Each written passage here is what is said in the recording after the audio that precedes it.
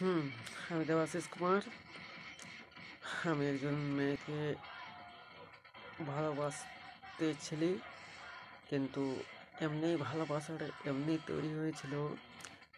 মানে আমি যাকে ভালোবাসতেছিলি সেই মেয়েটা অন্য একজন ছেলেকে ভালোবাসতেছিল, কিন্তু ছেলেটা ওকে ভালোবাসতেছিল না।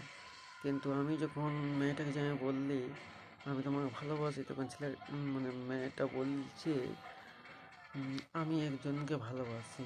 তো আমি বলছি তুমি ভালোবাসো, আমার কি? তো উম, উনি মানে মেয়েটা চুপ থাকলো। ঠিক আছে, যখন প্রায় 10 দিন পার হয়ে গেল, তখন মেয়েটা ছেলেটাকে যে গিয়ে বলল তোকে আমি খুব ভালোবাসি। তখন ছেলেটা বলছে কি, তোমাকে আমি ভালোবাসি না, আর বাঁচতে পারবো না। তারপর মেয়েটা কেঁদে কেঁদে ঘর গেল।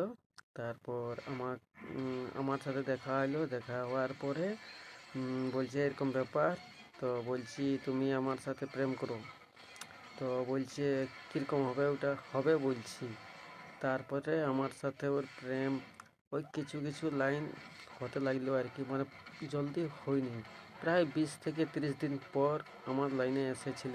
তো ওটা কালকে বলে দেবো।